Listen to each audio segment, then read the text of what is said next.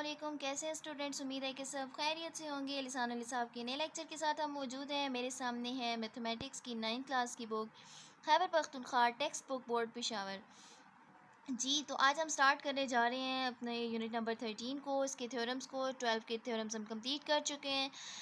Next unit का नाम है जी sides and angles of a triangle. अब इस यूनिट में हम जितने भी थ्योरम्स पढ़ेंगे उसमें साइड्स और एंगल्स के बारे में स्पेशल डिस्कशन होगी, स्पेशल प्रूफ्स होंगे थ्योरम्स के अंदर।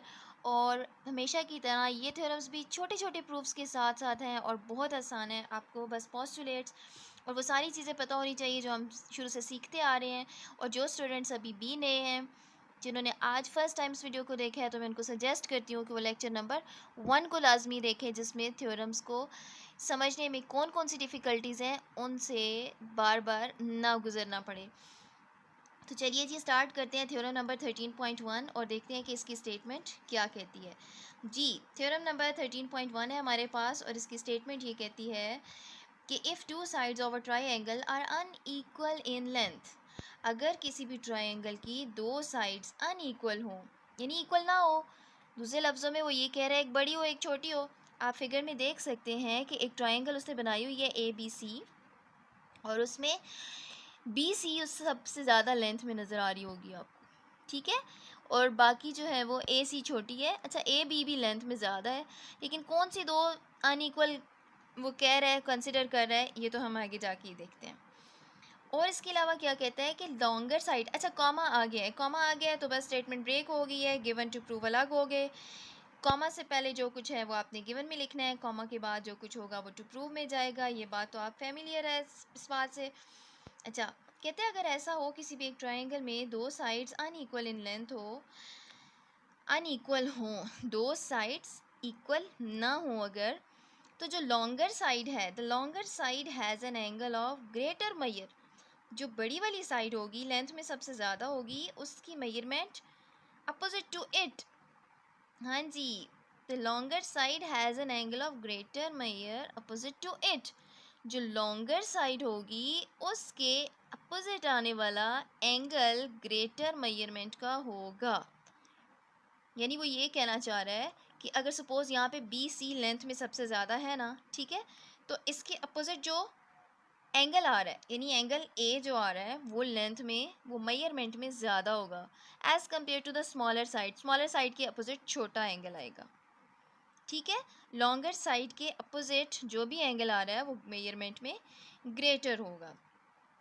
चलिए जी, प्रूव में ये कहता है, गिवन क्या है जी, कॉमा लग गया तो यहाँ तक आ गया आपके पास गिवन।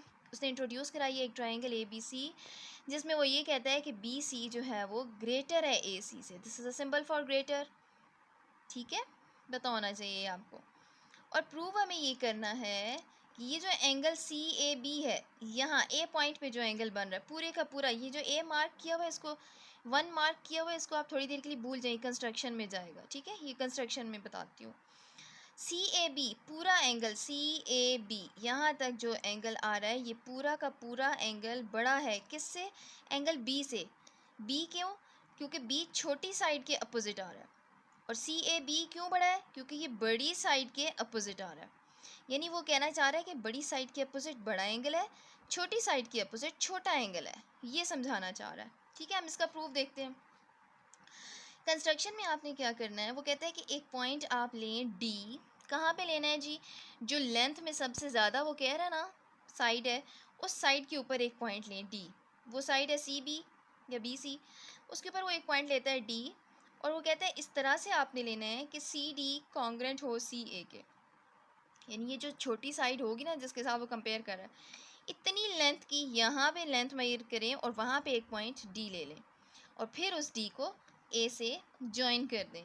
यहाँ पे एक और छोटा सा एंगल बन जाएगा जॉइन करने के बाद, जिसको उसने एंगल 1 मार्क किया हुआ है, ठीक है जी। It's all about construction.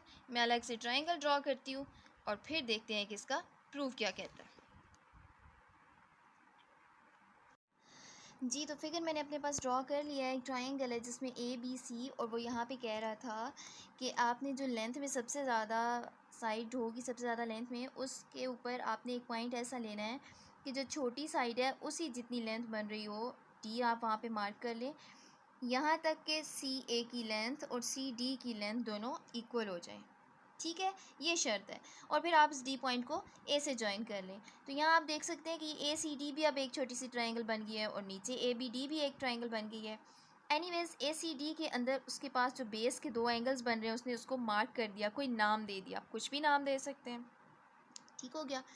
अब प्रूफ वो कैसे स्टार्ट करता है, वो कहता है जी कि in triangle A D C, ये जो छोटी सी ट्रायंगल है ए डी सी, इसमें सी ए कॉन्ग्रेंट है सी डी के, यानी ये साइड इसके कॉन्ग्रेंट है। कैसे? अब ये भी उसने कहा था कि कंस्ट्रक्शन में आपने लेना ही ये पॉइंट डी एक ऐसी जगह पे है कि ये दोनों साइड्स इक्वल हो। ठीक है, तो सी ए सी डी के कॉन्ग्रेंट हुआ। अच्छा, फिर क्या फ़ायदा हुआ इससे? ये फ़ायदा हुआ कि कहता है कि देयरफॉर, अगर ऐसा है तो therefore angle 1 is congruent to angle 2, ये एंगल 1 की मेजरमेंट एंगल 2 की मेजरमेंट के इक्वल है। कैसे? रीज़न देता है कि angles opposite to the congruent sides of triangle A D C, ये जो ए डी सी ट्रायंगल है इस ट्रायंगल की दो कॉन्ग्रेंट साइड्स के अपोजिट आ रहे हैं। इस साइड के अपोजिट ये एंगल आ रहा है, इस साइड के अपोजिट ये एंगल आ रहा है, तो कहते हैं इसलिए ये कॉन्ग्रेंट है। अगर आपको इस रीज़न को समझने में मुश्किल हो रही है तो आप इसको कह सकते हैं कि ये एक आइसोसेलेस ट्रायंगल है। रीजंस में यूँ कह दें, because A C D is an isosceles triangle. Isosceles triangle वो ट्रायंगल होती है जिसमें दो साइड्स लेंथ में इक्वल होती हैं। तो अब इस ट्रायंगल में सी डी और सी ए इक्वल हुई लेंथ में, तो ये होगी आइसोसेलेस ट्रायंगल। तो आइसोसेलेस ट्रायंगल की प्रॉपर्टी होती है कि जो दो साइड्स लेंथ में इक्वल हों उनकी बेस के एंगल्स, उनकी अपोजिट एंगल्स भी आपस में कॉन्ग्रेंट होते हैं। जितनी मेजरमेंट एंगल 1 की होगी उतनी मेजरमेंट एंगल 2 की होगी। ठीक है, तो ये आइसोसेलेस ट्रायंगल भी बन रही है इसलिए। और दूसरी रीज़न अगर आपको यही समझ आ रही है तो वेल एंड गुड, आप ये भी नोट कर सकते हैं कि ये कॉन्ग्रेंट साइड्स हैं इसलिए इनके अपोजिट जो भी एंगल्स आ रहे हैं वो भी मेजरमेंट में इक्वल होंगे। ठीक है जी। अच्छा, यहाँ से हमें ये पता चल गया कि एंगल 1 और एंगल 2 आपस में कॉन्ग्रेंट हैं।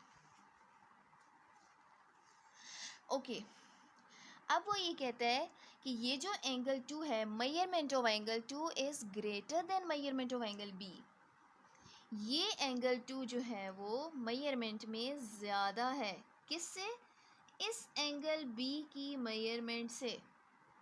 अब वो इसका और इसका कंपैरिजन कर रहा है।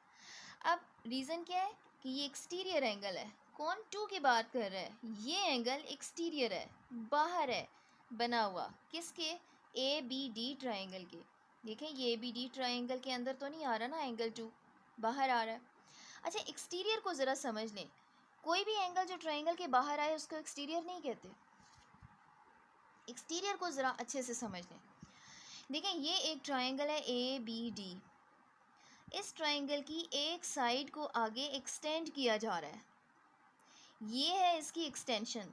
ए बी डी ट्रायंगल की एक साइड की एक्सटेंशन पे बाहर एक एंगल बन रहा है, इसको कहते हैं एक्सटीरियर एंगल। अब अगर बाहर तो हम इस तरफ भी कोई एंगल बना सकते हैं ना, तो वो एक्सटीरियर नहीं होगा। कोई भी एक साइड हो, ठीक है, ट्रायंगल की, लेकिन उसकी एक्सटेंशन में बाहर एंगल उसके साथ जो बन रहा होता है उसको एक्सटीरियर कहते हैं। तो ए बी डी का जो एक्सटीरियर एंगल है वो है एंगल 2। तो ट्रायंगल की ये प्रॉपर्टी होती है कि ट्रायंगल का जो एक्सटीरियर एंगल होता है वो बड़ा होता है ट्रायंगल के इंटीरियर से। इसलिए वो ये कह रहा है कि ये 2 एंगल मेजरमेंट में बड़ा है, ग्रेटर है एंगल बी से। ठीक है जी, ये एक इम्पॉर्टेंट बात थी, इसको आप समझिएगा। अच्छा, अब ज़रा यहाँ पे आप नोट करें, हमने ऊपर कहा कि 1 और 2 दोनों मेजरमेंट में सेम है। आगे हम कह रहे हैं 2 बड़ा है बी से। अगर 2 बड़ा है बी से तो फिर 1 भी बड़ा होगा बी से। Therefore measurement of angle 1 is also greater than measurement of angle B. 1 भी बड़ा होगा बी से। क्यों? क्योंकि 1 और 2 कॉन्ग्रेंट है, जो 2 की प्रॉपर्टीज़ जारी होंगी वही 1 भी अटेन कर लेगा। ये एक इम्पॉर्टेंट इक्वेशन है, इसको उसने इक्वेशन 1 कह के संभाल लिया। आगे चलते हैं। कहता है कि सी ए बी जो एंगल है वो ग्रेटर है एंगल 1 से। सी ए बी, ये पूरे एंगल की बात कर रहा है, ये एंगल बड़ा है 1 से, तो बिल्कुल अंडरस्टूड है। आप देख सकते हैं पूरा एंगल बड़ा ही होगा ना अपने एक छोटे पार्ट से। और उसकी रीज़न उसने दी है कि सी ए बी तो एंगल 1 और इस डी ए बी ये छोटे से पार्ट से मिलके बना हुआ है, इसलिए सी ए बी बड़ा है। इसको आप एक रीज़न और ये यूँ भी लिख सकते हैं, आप ये लिख लीजिए कि whole is greater than its part, कि पूरी जो चीज़ होती है वो बड़ी ही होती है अपने एक छोटे से हिस्से के। तो सी ए बी चूँकि बड़ा है तो वो अपने एक छोटे से पार्ट से बड़ा ही होगा। ये रीज़न भी दे सकते हैं, और अगर आपको बुक वाले की रीज़न ज़्यादा अच्छे समझ आ रही है तो आप वेल एंड गुड वही लिख लीजिए। ठीक है जी, इसको आप इक्वेशन 2 का नाम दे दीजिए। इक्वेशन 1 कहती है कि 1 बड़ा है बी से। इक्वेशन 2 कहती है सी ए बी बड़ा है 1 से। मैं इन दोनों को ज़रा एक सीधी सीधी लाइन में लिखती हूँ। देखें, कहता है एंगल सी ए बी बड़ा है, measurement of angle C A B बड़ा है मेजरमेंट ऑफ एंगल 1 से।